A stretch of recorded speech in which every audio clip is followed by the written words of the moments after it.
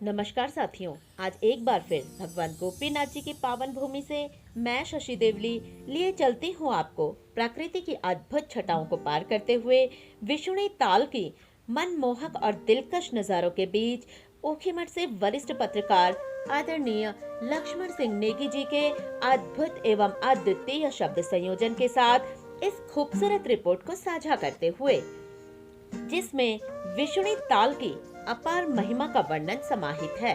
और ये भी आपको अवगत करा दें कि विष्णु ताल की अपार महिमा को जन जन तक पहुंचाने में विशेष योगदान दिया है दिल्ली उच्च न्यायालय के वरिष्ठ अधिवक्ता व तल्ला नागपुर दरमोड़ी निवासी श्रीमान संजय शर्मा दरमोड़ा जी ने। मैं आपको सादर प्रणाम करती हूँ। देवभूमि उत्तराखंड में यदि आप किसी घाटी से चोटी की ओर चलेंगे तो पहले सीढ़ी नुमा खेत खलियान, गांव, कस्बे, नदी नाले, टेढ़े मेढ़े रास्ते आपको आनंदित करेंगे।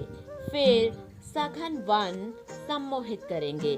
करीब 7-8 हजार फीट के ऊपर का सारा परिदृश्य बदला हुआ नजर आएगा। पेड़ पौधे गुम हो जाएंगे और नर्म नाजुक मखमली घास का रूपहला विस्तार नजर आएगा। यदि प्रकृति प्रेमी बरसात के आसपास शरद ऋतु या बसंत ऋतु तक इन ढलवा मैदानों में आ जाते हैं तो रंग बिरंगे सैकड़ों दुर्लभ फूल व बेशकीमती जड़ी बूटियां हंसते खिलखिलाते हुए मिलेंगे।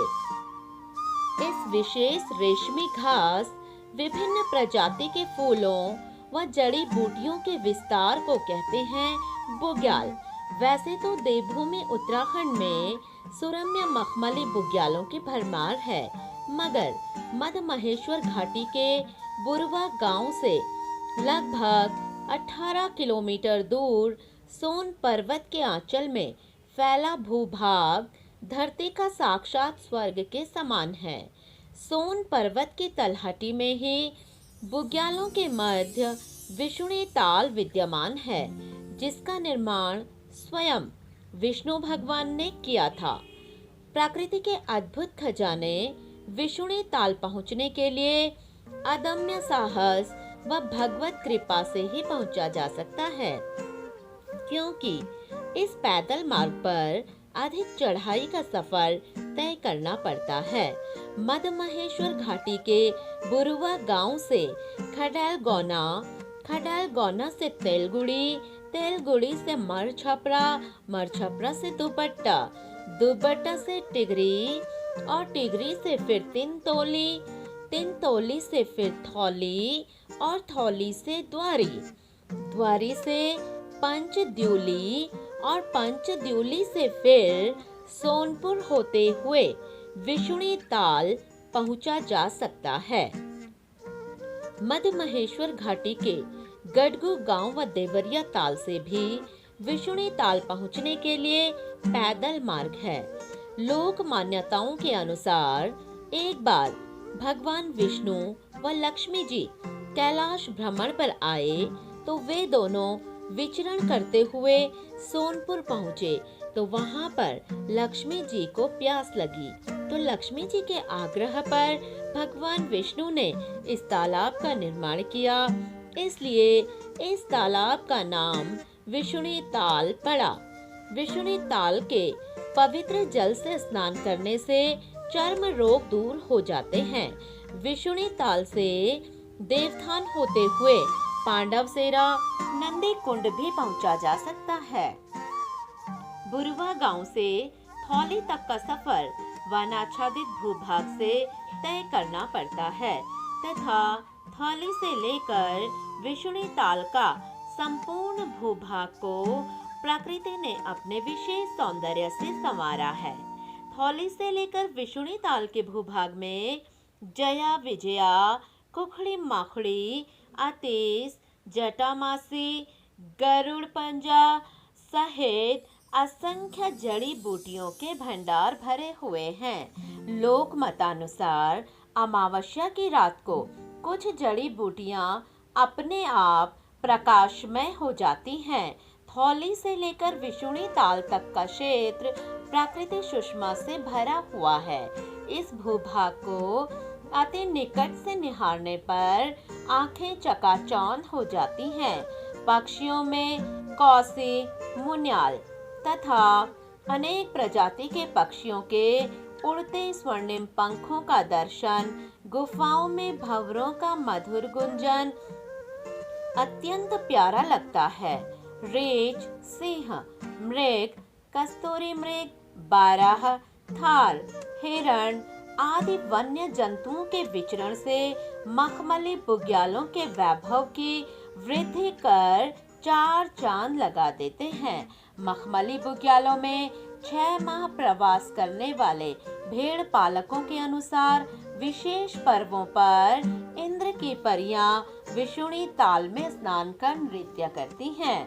विशुणी ताल के चारों तरफ एड़ी आछरियों का वास सदैव रहता है। भाद्रपद मास में मौसम के साफ होने के बाद रात्रि को विशुणी ताल में चंद्रमा की रोशनी ताल में दिखने पर ऐसा आभास होता है कि तालाब के जल ने सोने का रूप धारण कर लिया हो। दुनियावी शोर शराबे से दूर विशुणी ताल के मखमली बुग्यालों को प्रकृति द्वारा प्रदान की गई सुरम्यता और घाटियों के शांत मनोरम गोद में जब हम पहुंचते हैं तो जैसे कुदरत का ही एक हिस्सा बनकर कुछ क्षणों के लिए आंखें विस्फारित रह जाती हैं।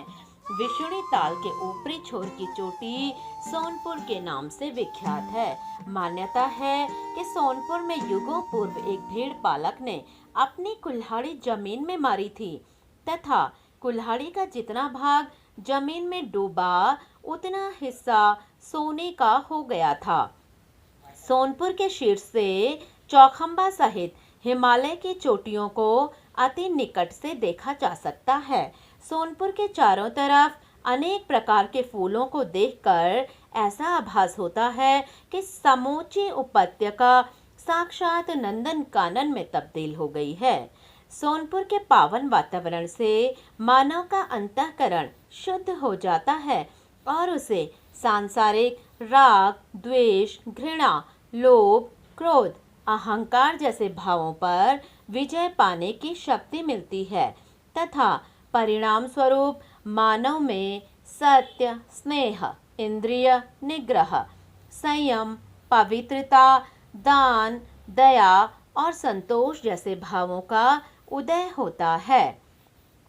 केदारनाथ वन्य जीव प्रभाग के वन दरोगा कुलदीप नेगी, ईश्वर सिंह कंडारी, महेंद्र सिंह नेगी, ललित मोहन बताते हैं कि विशुणी ताल को प्रकृति ने अपने अनूठे वैभवों का भरपूर दुलार दिया है। मद महेश्वर घाटी विकास मंच अध्यक्ष मदन भट्ट ने बताया कि विशुणी ताल के प्राकृतिक सौंदर्य से रूबरू होना भगवत व प्रकृति की इच्छा पर निर्भर करता है।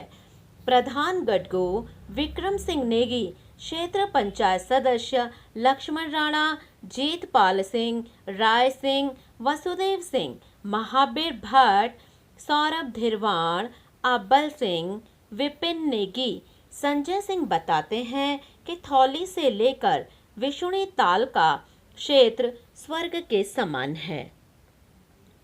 अब आप सुनिए कालीमठ से जिला पंचायत सदस्य श्री विनोद राणा जी के विशेष शब्दों को। विशुणी ताल को प्रकृति ने अपने वैभवों के साथ साथ भरपूर दुलार दिया है। लोक मान्यता है कि पूर्व में इस ताल में क्षेत्रपाल नाग रूप में अवतरित होकर डुबकी लगाता था तथा इस ताल से धार्मिक अनुष्ठान के आयोजन के लिए बर्तन निकालते थे। मगर एक बार धार्मिक अनुष्ठान के आयोजन के बाद तालाब से निकले बर्तनों के जूठे होने से यह परंपरा उसी दिन से समाप्त हो गई। विशुणी ताल पहुंचने के लिए वन विभाग द्वारा पैदल मार्ग के विस्तार करने के प्रयास तो किए जा रहे हैं, मगर फिर भी यह पैदल मार्ग बड़ी कठिनाइयों से भरा पड़ा है। आने वाले समय में बुरवा बिसुड़ी ताल तथा गड़गू बिसुड़ी ताल पैदल मार्गों के विस्तारीकरण के सामूहिक प्रयास किए जाएंगे, जिससे स्थानीय पर्यटन व्यवसाय के साथ साथ बुरवा, गड़गू, गेट सहित मधमेश्वर घाटी के सभी गांवों में होम स्टे योजना को बढ़ावा मिलने से स्थानीय बेरोजगारों के सन्मुख रोजगार के अवसर प्राप्त होंगे तथा बिसुड़ी ताल की महिमा विश्व पटल पर रहेगी। इसी परिप्रेक्ष्य में आगे आप सुनिए केदारनाथ वन्य जीव प्रभाग ऊखीमठ के वन दरोगा श्री आनंद सिंह रावत जी के मुख से विशुणी ताल मार्ग का सूक्ष्म वर्णन। रावत जी, मधमेश्वर घाटी के बुरवा गांव से लगभग 18 से 19 किलोमीटर दूर बिसुणी ताल बुग्याल है। कैसे पहुंचा जाता है बिसुणी ताल बुग्याल को?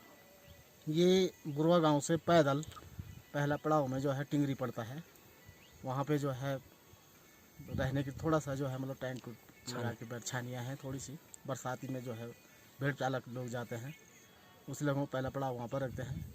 उसके बाद दूसरे पड़ाव में है बिसुड़ी ताल पहुँचते हैं, जिसमें कि हमारी केदारनाथ वन्य जीवन विभाग से इसके रास्ते का जो है समय समय पर बनाया जाता है। इसके एक ट्रैक है ये वहाँ तक, जो कि आने जाने के लिए जो है वो, लेकिन इसमें जो है पानी की बहुत कमी है। जैसे कि जगह जगह पर इस पर पानी की जो अभाव होने के कारण जो है इस पर जो है ये पर्यटक स्थल नहीं हो पा रहा है। जैसे कि पर्यटन के क्षेत्र में तो बहुत बड़ा है ये पर्यटक, तो बहुत अच्छा वो है। इसमें आने वाले समय में तो अगर इसमें पानी की हर चीज़ की व्यवस्था हो जाएगी तो बहुत ही उसमें जो है पर्यटक, जैसे अन्य बुग्यालों को वो होता है, उसी तरह से ये बुग्याल भी एक बहुत ही प्रसिद्ध बुग्याल है। बिसुड़ी ताल का जो पानी है ये इतना भयंकर पानी है कि इसमें जो भी शरीर के अंदर में जो भी ये रोग होती हैं शरीर के, चर्म रोग के समय, तो ये पानी बहुत ही उस हमने खुद इसका जो है 1-2 बार प्रयोग किया है। जैसे शरीर पर छोटे छोटे फुंसियाँ हो जाती हैं, मूसा टाइप में, जो हमारे पहाड़ी भाषा में मूसा बोलते हैं उसको, तो वो हो जाता है। तो इस पानी से जो है अगर उसको लगाया जाता तो एकदम से हमने खुद इसका प्रयोग करके देखा है कहीं पे 2-3 बार में, तो बहुत उसका वो हुआ है। वैसे बहुत अच्छा है, लेकिन यहाँ पे थोड़ा ये बकरी बुकरी वाले आ जाते हैं। जैसे थोड़ा सा इसका जो है अगर इसका तालाब का सौंदर्यकरण हो जाए तो ये एक बार में अपने ये पानी जो है अपना एक बहुत अच्छा वो दे सकता है आगे भविष्य। बिसुणी ताल के प्राकृतिक सौंदर्य के विषय में क्या कहना है आपका? ये बहुत बड़ा पर्यटक क्षेत्र के लिए बहुत बढ़िया है, ये बहुत सुंदर है। इतना इसको देखने इतने बढ़िया होता है, अगर यहाँ आ जाए तो आदमी का नीचे जाने का मन ही नहीं करता है। बहुत ऐसा सौंदर्य है। यहाँ से तो आपका मधमेश्वर का पूरा क्षेत्र, पूरा हिमालय का पूरा क्षेत्र दिखता है। चौखंबा एक साथ लगता है, बिल्कुल सामने है। मधमेश्वर जो हमारा मंदिर है बिल्कुल सामने, नंदी कुंड वगैरह बिल्कुल सामने दिखता है। इधर से जो देवतों का धोला धोला बोलते हैं, यहीं से जो है तुंगनाथ भगवान भी सीधे सामने दिखाई देता है। बस केदारनाथ भी बिल्कुल सामने, तुंगनाथ हो गया, केदारनाथ पूरा ऐसे कि यहाँ आने के बाद आदमी समझता है कि हम चारों धाम का जो है पहुँच गए हैं। आप सुन रहे थे गोपेश्वर से शशि देवली को ऊखीमठ से वरिष्ठ पत्रकार लक्ष्मण सिंह नेगी की खास रिपोर्ट के साथ। धन्यवाद।